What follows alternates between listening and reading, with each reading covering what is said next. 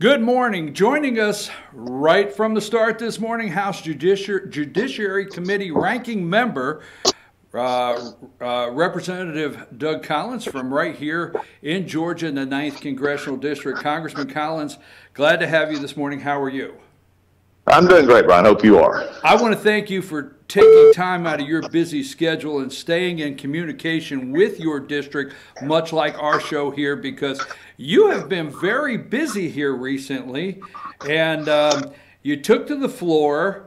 The DOJ has been slow walking, releasing these closed-door testimonies, and you took to the floor, and you're tired of the slow walking, is what I've picked up, and you've decided to release several yourself. Talk a little bit of that decision you made when you decided to start releasing. Right now we have Bruce Ohr, Lisa Page, and Peter Strzok, and you have told in interviews that there's others coming. So talk about your reasoning to do this and the direction you're going. Well, it really goes back to a whole process here that, Brian, we've talked about for basically a few years now. And this is the process that we began to see in the Department of Justice and over the past few years, and how the politicization of the Department of Justice actually was influencing the investigations, influencing what we saw going on. So what we were looking at, and what the investigation and these interviews were consisting of, was a joint effort between the Judiciary Committee and the Oversight Committee looking into this over the past couple of years. What we found was, and again, these transcripts, I've been asked before, why would you not just release them all? Because there's about 20 plus that we have, and what we're looking at is, one, we're making sure that they should have everything they need to be released. But number two is we're wanting people to dissect them individually. And because what we find in this is that people get lost in the story, and the liberal media does not want this story out. The Democrats don't want to touch this, because what it goes back to is showing a pattern of corruption, mainly around three individuals: Strzok, Page, and McCabe. It's Andy McCabe, Lisa Page, and Peter Strzok, that were involved in everything from the Clinton email investigation all the way to the beginning of the Russia investigation to the ending of the 8 days in May that has now become famous with Andy McCabe talking about Comey being fired and then Mueller being appointed as the special counsel. So what we're wanting to show is that this was existing. This was not something that was random. It was not something that was normal, but it was actually I guess is a variant from what should be done. Everybody in the country should be concerned about a Department of Justice that is not blind in their prosecution, and that's what we're doing with this. Okay, well, when you get to that, and there's a lot to unpack here, and you just got a couple minutes. When you get to that, the actual FBI investigation that was ongoing, they knew before it was turned over to Special Counsel Robert Mueller that there would probably be no way to prove Russian collusion, no way to prove that the Russians had something to do with President Trump winning the presidency. They knew that before it was handed over to Mueller, did they not? They had indication of that. In fact, even Strzok and some others said, "We're not sure, if this will actually end." I think his words were, "There's not a there there." Exactly. The problem was, yeah, exactly. No, you're right. But the problem was they continued the investigation, and really, you get into some really interesting times around the McCabe acting as the head there, where he said the text message said, "We have to act on what we've been thinking about," while Andy is acting director of the FBI. When we understand that, then you see that there was a larger construct where I believe, and what we're looking at, is it was not just the collusion, but they actually felt the president was a bigger part of something that they had been looking into, whether it be obstruction or whether it be, influenced by Russia. Now, they can go back now and try and paint a different picture and say we were just going on what he said, but the evidence is in the files themselves. The evidence shows this. Let's do real quickly for your listeners this morning. Number one, we found out over the last week and a half from the Bruce Ohr transcript, we found out that the timeline that Adam Schiff, who has been a problem on this since day one, wanting to convert facts and deal in his own realm, that in his own world, that the timeline of when Ohr had their contacts in turning over this information was not after the election, but it was before the election. It was actually in August of 2016. This is the dossier issue that we're talking about. So we find out that's true. We also find out Glenn Simpson who is Fusion GPS, who collected the dossier, who was paid by the Clintons to do this. They were actually, he lied as well about the timing here. So that's an interesting tidbit out of the Bruce Ohr. Lisa Page. Lisa Page investigation actually showed, this one is the big one, actually in the testimony said that they were pressured by the Department of Justice, big DOJ, to not charge gross negligence against Hillary Clinton. In fact, that was the pressure being put onto them, even though Jim Baker, one of the counsels at DOJ, thought that it probably was going to be charged. Not to interrupt you, but let's let our listeners know the Department of Justice at this time is Loretta Lynch as the Attorney General. Exactly. Okay. That's what I was getting to. Loretta Lynch. I'm sorry. No. That's why I posted a couple of tweets. And by the way, if anybody wants to follow this, at Rep. Doug Collins, we'll be putting all these out. But I followed this and I said, Loretta Lynch has some explaining to do. Because long before she met with Bill Clinton on the tarmac to discuss grandchildren for 45 minutes, wink, wink, nod, nod, yeah, right. She had already, in her top echelon from the Obama Department of Justice, said, we're not going down this line. This was long before there was any interview of Miss Clinton, any before any of her team, Mills and Sanderson and the rest, were actually given immunity and not checking computers. Whole big mess. But we see influence from the highest level, possibly from the White House, but definitely from the DOJ on this issue. Then we see, of course, with Peter Strzok, we begin to see, here was a man who thought he was untouchable. Here was a man who thought it was up to him to influence election and to be a part. Remember, he was part of the email investigation. He was there at the beginning of the Russia investigation and continued this whole process out through what then became Mueller, and he became part of the Mueller investigation. This is why this is important. This is why we want to get it out there for people to see. This is why also, before the Mueller report comes out, which we will show, we believe, as the president said, will not show collusion, will not show, which, again, is not a crime, will not show anything with the president.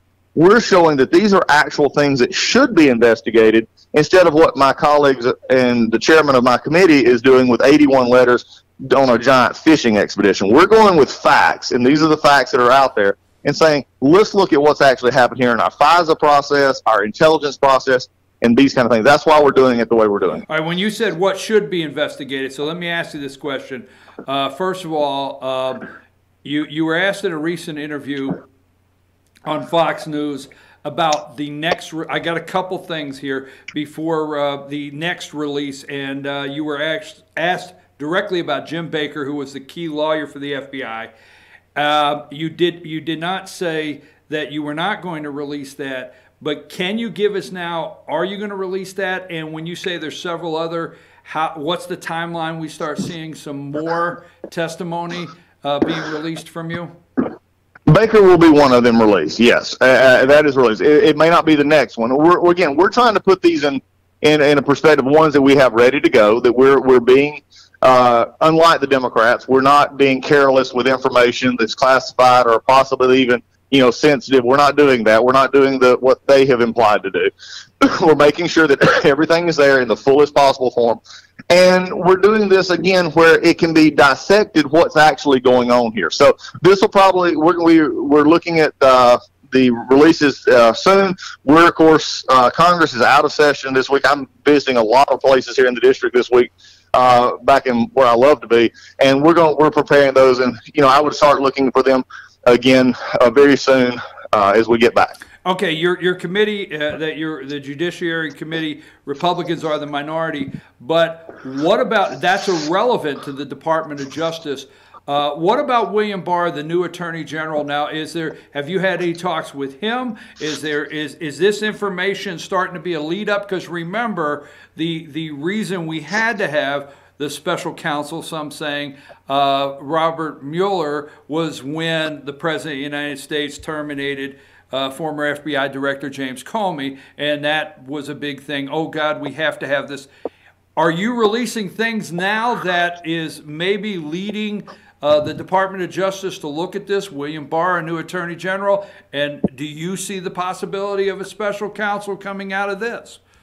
It is possible to see that. I think, Lindsey Graham's talked about that a little bit. No, what I'm encouraged about with the issue for the Bill Barr, who I think is right now is getting settled in. He's doing a great job as far as putting it forth what he did in his confirmation hearing when he said, I want to make sure that we release everything we can, make sure that it is all out. But he said he was also willing to look into the FISA abuse and other issues that we've been raising now with these transcripts. We're simply providing, the impetus, I guess it is, from the American people to say, this is out there. These are things that we believe, and everything we have so far leads us to believe that the new Attorney General will at least look into this. He promised that in his confirmation hearings, and I have no reason to doubt that. Okay, Attorney General Loretta Lynch, the Department of Justice, gross negligence. I'm going to say my words. She put a stop to it, no charges. But now the testimony that has not been released, that you are already aware of what's in there. Does this lead back to the Obama White House? Will these dots, as these things get released, will this go all the way back to the Obama White House? Well, I think that's where further investigation will, as we go forward on these, we're letting the transcripts speak for themselves, Brian. And I think that's one of the things that I want to emphasize here. This is not editorializing. This is not Doug Collins getting up and saying, hey, this is what we think she said. And I'm not going to speculate on, and I'm not going to give, editorial on what may be coming. But what I will say is this is what you've seen. We see that at least at the highest levels of the Department of Justice, we see the pressure being applied in that investigation. Now, where that came from, with their other with their discussions from the White House counsels and others, again, those are why let's let these speak for themselves. Let's let them go one way, and then allow the Attorney General to make that look, and also hopefully my Democratic colleagues to say, this is something we wouldn't want any president being able to do, and that's when we can actually look at real investigation as we go forward. Quickly, Gerard Nadler, the chairman of the Judiciary Committee, he sent out the 81 letters. Is he going to follow it up with subpoenas, or are those actual subpoenas he sent out? And what's next? What's next? What do you see next in this committee happening? First off, is 81 just requests for information. Some have responded, some have not. Some have asked for friendly subpoenas just to say, look, I'm going to give over some information, but you're going to have to subpoena me first. Not that they're fighting it, but they just want the subpoena. Number two is you'll have some that are just saying, look, there's no way you're going to get presidents personal attorneys to give up anything. That's just never going to happen in any circumstance. And then there'll be subpoenas that are going to be issued in support of what they're trying to do. Here is the problem. They've got nothing to go on. They're panicking. They are simply panicking in the fact of they have a Mueller investigation which they do not believe is going to come up with the answers that they wanted. They do not believe it's going to show. I mean, you're just sensing it more and more. You're hearing it from the speaker. You're hearing it from others. And so now they said, well, if we can't find that, then what else can we do just to continue to beat up on this administration going into the 2020 election cycle? So that's what I expect to see coming forward. Continued liberal legislation that they've been producing, that I've been having to fight against on Second Amendment, on just numerous things, having to be on the floor twice to tell people that they shouldn't be anti-Semitic. That's pretty, or white nationalists. That's pretty stupid. But we're doing those kind of things. They have no policy agenda. So this is where they're struggling with right now. They're just trying to keep up appearances that they're investigating, when in reality they're fishing. There's not the votes needed to override the president's veto next week on the national emergency. Is that what you see? There's not. I'll be handling that on the floor, so I'd encourage everybody to watch next week. I'll be on the floor, saying, well, this is a waste of time. And we did this again. And, again, the president's perfectly legal in doing what he did. If they don't like it, then change the law. Don't, do a dissolution, a resolution of disapproval when it's actually the law. This is the problem that has become the problem in Washington, D.C. We'd rather talk about issues than actually do something about issues. And I don't have enough time in my, career or whatever I want to stay in public office to just simply talk about issues. We need to actually, if we need to change the law, let's change the law. If not, let's shut up and get on to other things. Well, Congressman, I want to double back because we got to close, and thank you, because I think you're correct in the fact that you're not going on shows and you're not going on networks editorializing things. You're releasing transcripts that we can read, the American people, we can read for ourselves and make our own decision and see where the breadcrumbs lead to at the end. So we want to thank you for that. We look forward to the next.